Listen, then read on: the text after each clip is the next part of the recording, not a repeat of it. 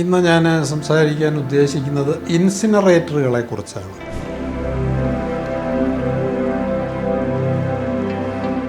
ഇൻസിനറേറ്ററുകൾ ജൈവ അവശിഷ്ടങ്ങളെ അല്ലെങ്കിൽ എല്ലാ തരത്തിലുള്ള മാലിന്യങ്ങളെയും കത്തിച്ച് സംസ്കരിക്കുന്നതിന് വേണ്ടിയാണ് രൂപകൽപ്പന ചെയ്തിട്ടുള്ളത്. ഇൻസിനറേഷനിലൂടെ മാലിന്യ സംസ്കരണം നടത്തുമ്പോൾ 90% മാലിന്യങ്ങളെയും കത്തിച്ച് സംസ്കരിക്കാൻ കഴിയുന്നു.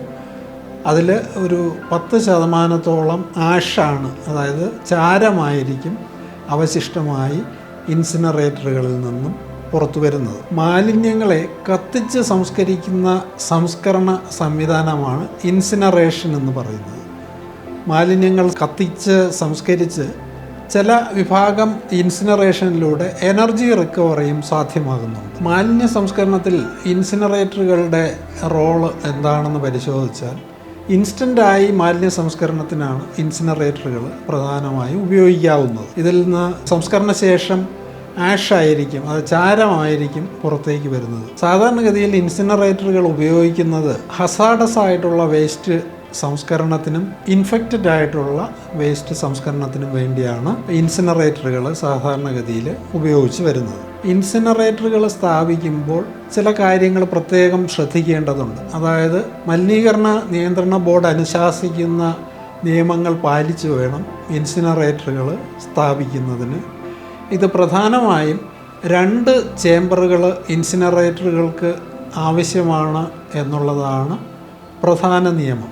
അതായത് പ്രധാന ചേംബറിൽ മാലിന്യങ്ങൾ കത്തിച്ച ശേഷം അതിൽ നിന്നുണ്ടാകുന്ന വാതകങ്ങൾ രണ്ടാമത്തെ ചേംബറിൽ എത്തിച്ചേരുന്ന വാതകങ്ങൾ ഒരു നിശ്ചിത സമയം അവിടെ തങ്ങി നിന്ന് അതിലുള്ള വിഷവാതകങ്ങൾ പൂർണ്ണമായും സംസ്കരിക്കപ്പെട്ട ശേഷം മാത്രമേ അത് പുറത്തേക്ക് വമിക്കാൻ പാടുള്ളൂ എന്നുള്ളതാണ് പ്രധാനമായും ഇൻസിനറേറ്ററുകൾ രൂപകൽപ്പന ചെയ്യുമ്പോഴോ സ്ഥാപിക്കുമ്പോഴോ ശ്രദ്ധിക്കേണ്ട കാര്യം. ഇൻസിനറേറ്ററുകൾ ഇന്ധനം ഉപയോഗിച്ച് പ്രവർത്തിക്കുന്ന ടൈപ്പുണ്ട്. ഇന്ധനം ഉപയോഗിക്കാതെ മാലിന്യങ്ങളിൽ നിന്ന് തന്നെ ആവശ്യമായിട്ടുള്ള ഇന്ധനം പ്രയോജനപ്പെടുത്തി പ്രവർത്തിക്കുന്ന ഇൻസിനറേറ്ററുകളുമുണ്ട്. ഇന്ധനമായിട്ട് വൈദ്യുതി ഉപയോഗിക്കുന്ന ഇൻസിനറേറ്ററുകളുണ്ട്, ഡീസൽ ഉപയോഗിക്കുന്ന ഇൻസിനറേറ്ററുകളുണ്ട്. ഇത് കൂടാതെ ഇതിൻ്റെ പ്രവർത്തന തത്വത്തെ അടിസ്ഥാനമാക്കി rotary കിലൻ, fixed great, moving great, ഇങ്ങനെ വ്യത്യസ്ത തലത്തിലുള്ള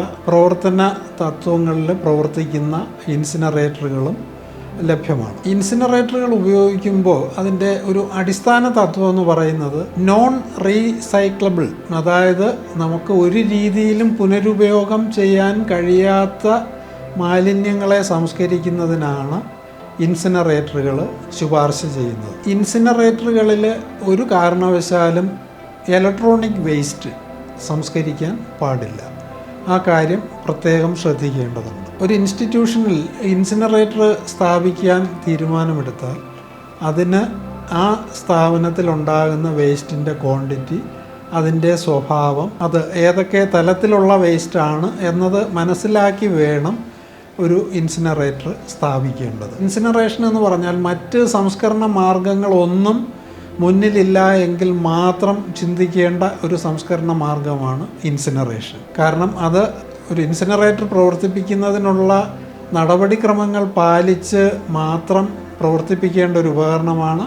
അത് പാലിച്ചില്ല എങ്കിൽ ഇൻസിനറേഷനിലൂടെ ഗുരുതരമായ അന്തരീക്ഷ മലിനീകരണം ഉണ്ടാകുന്നതായിട്ടാണ് മനസ്സിലാക്കാൻ കഴിയുന്നത്. ഇന്ന് വ്യാപകമായ തോതിൽ ഇൻസിനറേറ്ററുകൾ, പല മാതൃകയിലുള്ള ഇൻസിനറേറ്ററുകൾ ലഭ്യമാണ്. നമുക്കറിയാം, പരസ്യങ്ങളിലൂടെയൊക്കെ നമ്മൾ ഓരോ ദിവസവും കാണുന്ന, പ്രത്യേകിച്ച് സാമൂഹ്യ മാധ്യമങ്ങളിലൂടെയും മറ്റുമുള്ള പരസ്യങ്ങളിൽ എല്ലാ വേസ്റ്റും നിങ്ങൾക്ക് കത്തിച്ച് സംസ്കരിക്കാമെന്ന പേരിൽ ധാരാളം ഉൽപ്പന്നങ്ങൾ മാർക്കറ്റിൽ ഇറങ്ങുന്നുണ്ട്.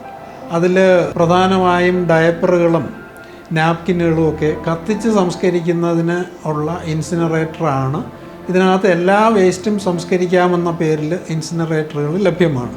പക്ഷേ ഇത്തരം ഇൻസിനറേറ്ററുകളെല്ലാം ഒരു ഘട്ടത്തിൽ ഏകഘട്ട പ്രവർത്തനം അടിസ്ഥാനമാക്കിയാണ് രൂപകൽപ്പന ചെയ്തിട്ടുള്ളത്. അത്തരത്തിലുള്ള ഇൻസിനറേറ്ററുകൾ ശരിക്കും ഗുരുതരമായ മലിനീകരണം ഉണ്ടാക്കുന്നതായിട്ടാണ് കണ്ടുവരുന്നത്. അതുകൊണ്ട് പരിസ്ഥിതി സംരക്ഷണത്തിൽ കുറച്ചെങ്കിലും നമുക്ക് പ്രതിബദ്ധത ഉണ്ടെങ്കിൽ മലിനീകരണ നിയന്ത്രണ ബോർഡ് അനുശാസിക്കുന്ന അല്ലെങ്കിൽ മലിനീകരണ നിയന്ത്രണ ബോർഡിൻ്റെ അപ്രൂവലുള്ള ഇൻസിനറേറ്ററുകൾ ഉപയോഗിക്കുന്നത് പരിസ്ഥിതി മലിനീകരണം തടയുന്നതിന് വലിയൊരളവ് വരെ സഹായിക്കും. ഇൻസിനറേഷൻ ഒരു രീതിയിലും ഒഴിച്ചുകൂടാൻ പറ്റാത്ത ചില സാഹചര്യങ്ങളുണ്ട്, പ്രത്യേകിച്ച് മെഡിക്കൽ വേസ്റ്റിൻ്റെ സംസ്കരണത്തിന് ഇൻസിനറേഷനാണ് ഒരു ശാശ്വതമായ മാർഗം. കാരണം പകർച്ചവ്യാധികൾ തടയുന്നതിനും ആരോഗ്യം സംരക്ഷിക്കുന്നതിനും ആശുപത്രികളിൽ നിന്നും മറ്റും പുറന്തള്ളുന്ന മെഡിക്കൽ വേസ്റ്റ്, ആശുപത്രികളിൽ നിന്നുണ്ടാകുന്ന ക്യാൻറ്റീനിൽ നിന്നും ഉണ്ടാകുന്ന ഭക്ഷണാവശിഷ്ടത്തെക്കുറിച്ചല്ല പറയുന്നത്, ആശുപത്രികളിലെ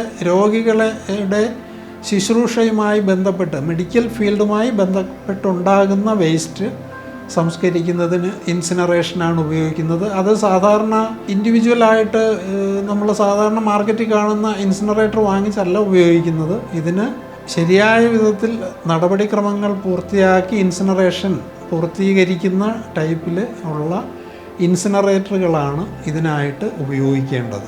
നമ്മുടെ ദൈനംദിന ജീവിതത്തിന് ഒരു ഇൻസിനറേറ്റർ ആവശ്യമാണോ എന്ന് പരിശോധിക്കുകയാണെങ്കിൽ ഗാർഹിക ആവശ്യങ്ങൾക്ക് ഇൻസിനറേറ്ററുകൾ ആവശ്യമല്ല എന്ന് തന്നെ തീരുമാനിക്കാം. ഇപ്പോൾ ബയോ ഇൻസിനറേറ്ററുകൾ ആവശ്യക്കാർക്ക് സ്ഥാപിച്ചു കൊടുക്കുന്നുണ്ട്. ബയോ ഇൻസിനറേറ്റർ സ്ഥാപിക്കുമ്പോൾ ഞങ്ങൾ കൃത്യമായി അവർക്ക് കൊടുക്കുന്ന നിർദ്ദേശം എന്ന് പറയുന്നത് ഒരു കാരണവശാലും ഇൻസിനറേറ്ററിൽ പ്ലാസ്റ്റിക്കോ ഡയപ്പറോ അത്തരത്തിലുള്ള സിന്തറ്റിക് മെറ്റീരിയലുകൾ ഒന്നും കത്തിക്കാൻ പാടില്ല. പിന്നെ എന്തിനു വേണ്ടി ഉപയോഗിക്കാമെന്ന് ചോദിച്ചാൽ അത്യാവശ്യ തൊണ്ട്, ചിരട്ട, ഉണങ്ങിയ സസ്യാവശിഷ്ടങ്ങൾ, പേപ്പർ ഇത് സംസ്കരിക്കണമെങ്കിൽ മാത്രമേ ഇൻസിനറേറ്റർ ഉപയോഗിക്കാവൂ എന്ന നിർദ്ദേശമാണ് ബയോടെക് നൽകി വരുന്നത്. ഞാൻ എന്തിനിത് ഓർമ്മിപ്പിക്കുന്നുവെന്ന് ചോദിച്ചാൽ ഇത്തരം ആവശ്യങ്ങൾക്കായി വാങ്ങുന്ന ബയോ ഇൻസിനറേറ്ററുകളിൽ ഡയപ്പർ പോലെയുള്ള പ്ലാസ്റ്റിക് അല്ലെങ്കിൽ സിന്തറ്റിക് അവശിഷ്ടങ്ങൾ സംസ്കരിച്ചാൽ അത് അന്തരീക്ഷ മലിനീകരണത്തിന് ഇടയാക്കും. അത് യാതൊരു കാരണവശാലും ഗാർഹിക തലത്തിലോ സ്ഥാപനങ്ങളുടെ തലത്തിലോ ചെയ്യാൻ പാടില്ല എന്നുള്ള കാര്യം എല്ലാവരും പ്രത്യേകം ശ്രദ്ധിക്കേണ്ടതുണ്ട്.